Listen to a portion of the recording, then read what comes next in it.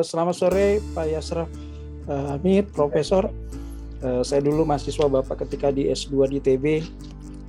Saya mengajar di Tarumanagara. Jadi betul sekali. Jadi memang ini satu pandangan yang menurut saya sangat-sangat menggembirakan ya, ketika konsep kekaryaan ini harusnya juga setara. Nah, pertama adalah yang mungkin kita harus dorong, kita bisa bikin petisi.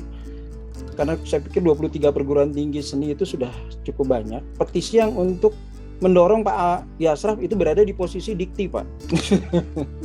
Karena secara keilmuan maupun secara jabatan Pak Yasraf ini sudah sangat memenuhi syarat. Gitu. Tujuannya apa? Bisa memberikan warna di mana pemikiran-pemikiran dikti itu, ya kan? Kalau selama ini saya nggak tahu apakah ada orang seninya di sana, tapi tadi sudah disampaikan oleh Pak Yasraf, dengan ketidakfahaman mereka bisa itu tadi, mereka jadi lebih galak dari orang yang ngerti seni gitu ya, karena pemikirannya, dasar pemikirannya berbeda. Kita ini kan unik, seni dan desain itu kan unik ya. Dari dulu kita belajarnya berkarya, nggak menulis. Ketika S1 itu kita belajarnya berkarya, disuruh gambar, disuruh mendesain ya. Tiba-tiba ketika kita ngajar ada tuntutan kita jadi nulis ya. Tapi itu saya pikir itu dalam proses yang mungkin sekarang sedang diperjuangkan. Jadi menurut saya kita perlu membuat satu petisi nih teman-teman semua, mendorong Pak Yasraf untuk kita taruh di posisi dikti. Tujuannya apa? Tadi kan kata Pak Yasraf, Mas Menteri ini cukup akomodir ya, cukup akomodatif untuk menerima hal-hal baru. Saya pikir menempatkan posisi Pak Yasraf di dikti itu akan memberikan warna bahwa yang namanya perguruan tinggi nggak cuma sains saja, nggak cuma teknologi saja, ada seni dan desain. Dan sekarang secara pertumbuhan jurusan seni dan desain itu banyak sekali gitu ya. Itu yang pertama. Yang kedua, mungkin ini juga semacam usulan. Yuk kita bikin tandingan yuk. Kalau selama ini seolah-olah jurnal itu menjadi satu-satunya kiblat buat orientasi yang ilmiah. Sementara jurnal karya itu kita punya nggak ya?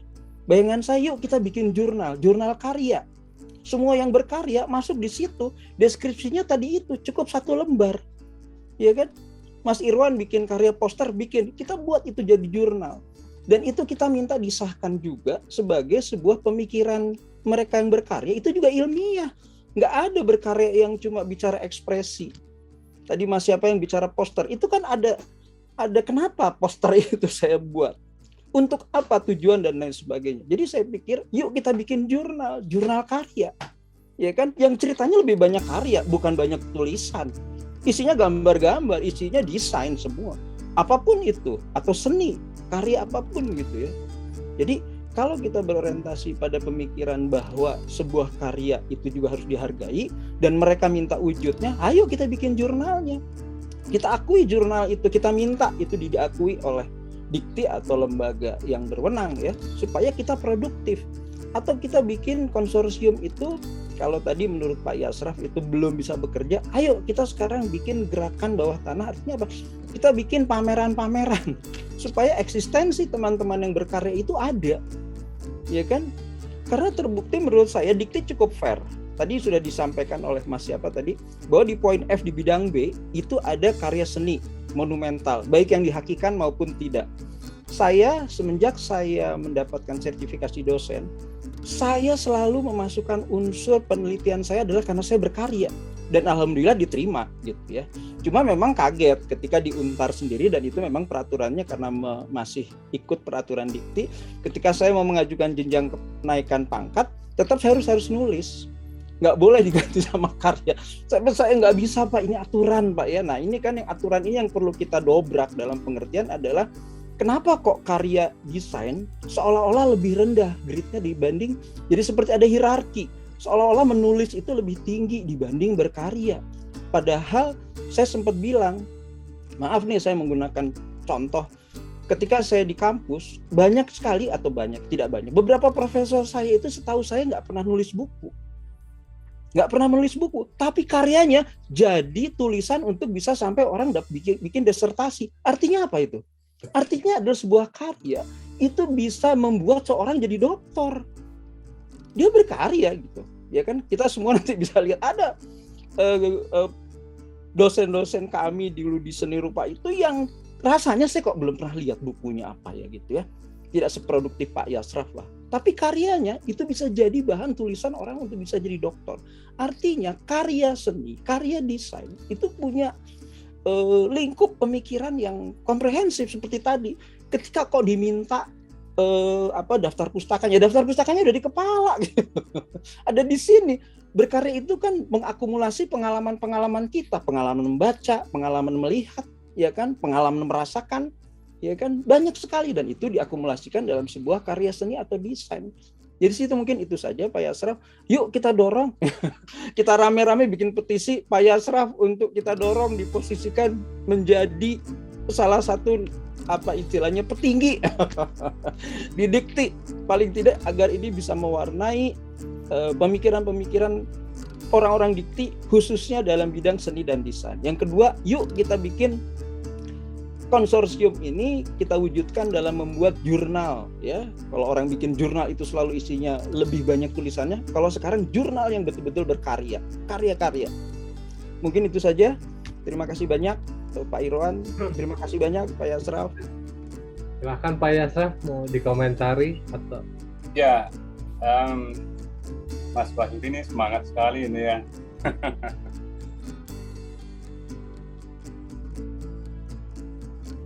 Baik, ini tadi mute tadi ya. Mas Wahyudi ini semangat pokoknya, ini semangat sekali ini. Mau bikin petisi ya Mas Wahyudi ya. Tapi sebetulnya ini Mas Wahyudi ya. Barangkali mungkin tidak perlu petisi lah.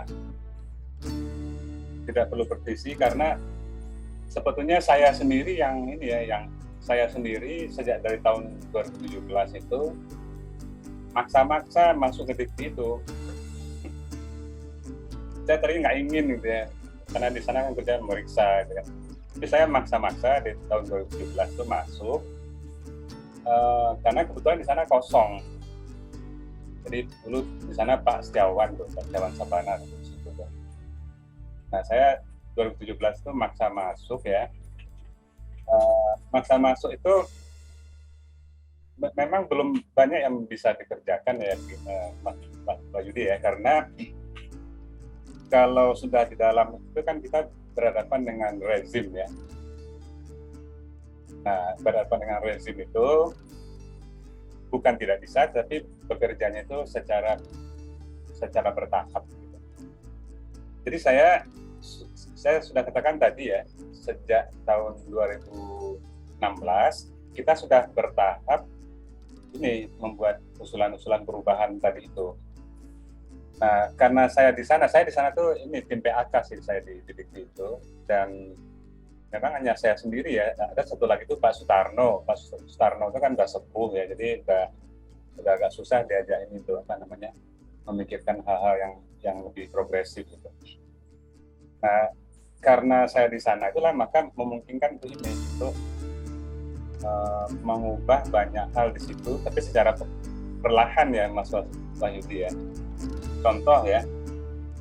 Contoh dulu di samping jurnal yang sangat menakutkan di bidang seni khususnya adalah istilah linearitas kan ya. Istilah linearitas itu kan sangat menakutkan dulu itu. Jadi kalau orang lulus S1 DKV, S2 DKV, terus S3-nya ngambil di jurusan komunikasi Unpad, udah selesai, udah nggak akan bisa jadi guru besar. Akan linearitas begitu. Seperti saya ini mestinya nggak bisa jadi. Kalau saya bisa ya. Kalau saya kan saya konsisten di bidang desain terus saya. Tapi kan banyak sekali orang yang ngambil sosiologi, S1-nya seni rupa, ngambil sosiologi dan itu selesai sudah dengan aturan yang lama ya. Nah, saya pelan-pelan kasar kusuk di situ. Mungkin lama juga ya, mungkin ada 2 tahun kali itu. Maka keluarlah peraturan baru boleh transdisiplin. Nah, transdisiplin itu boleh dikatakan itu usulan saya.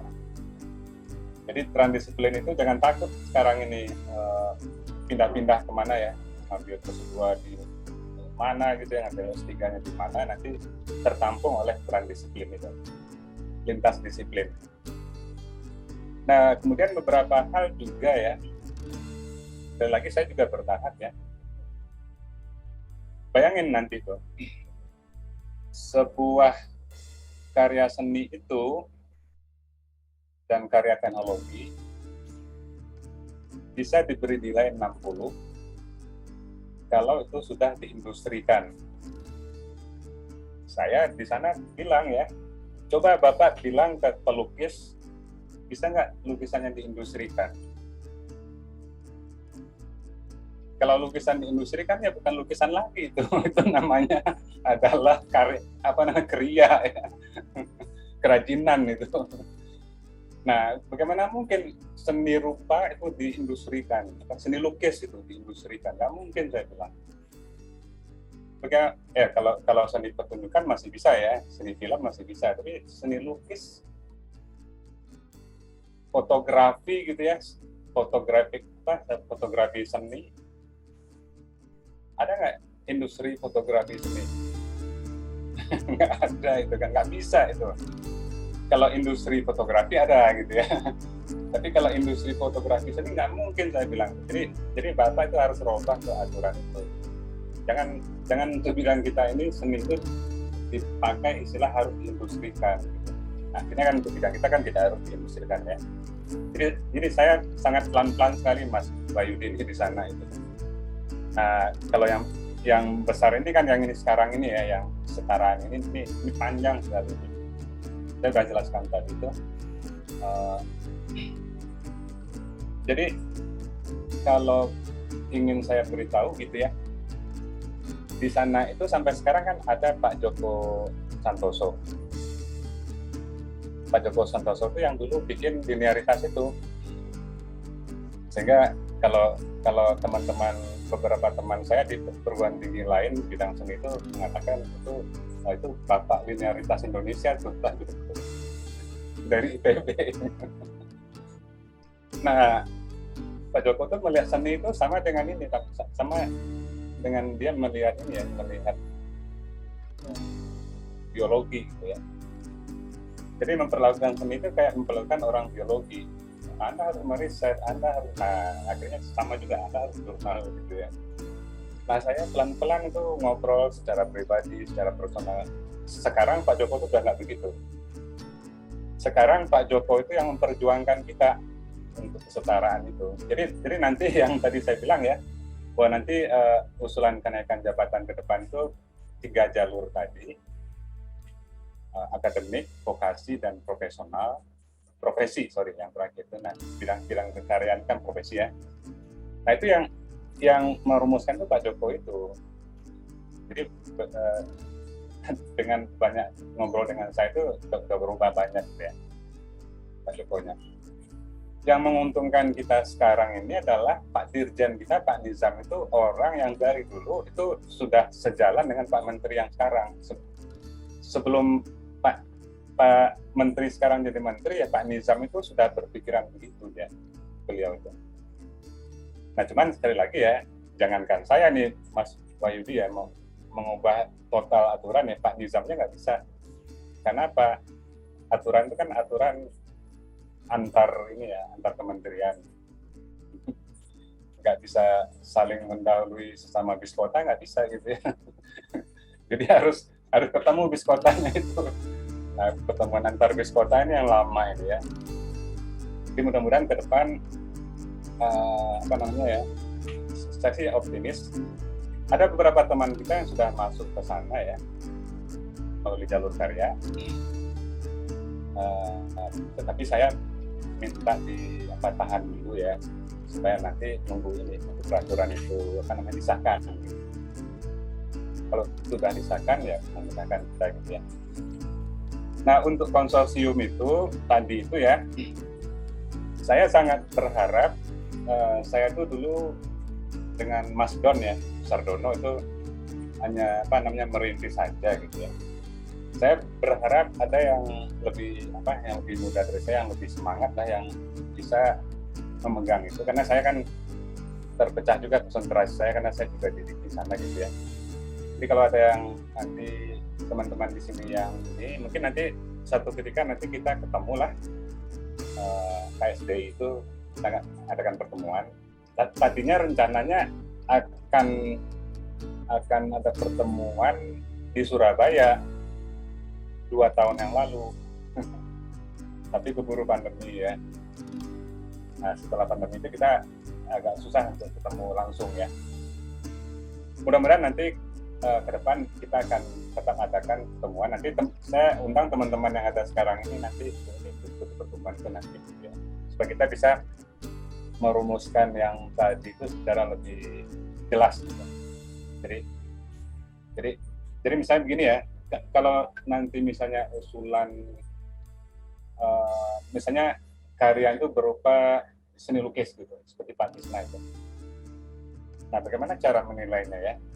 Nah, itu yang kita sampai sekarang masih belum detail sekali hal yang begitu.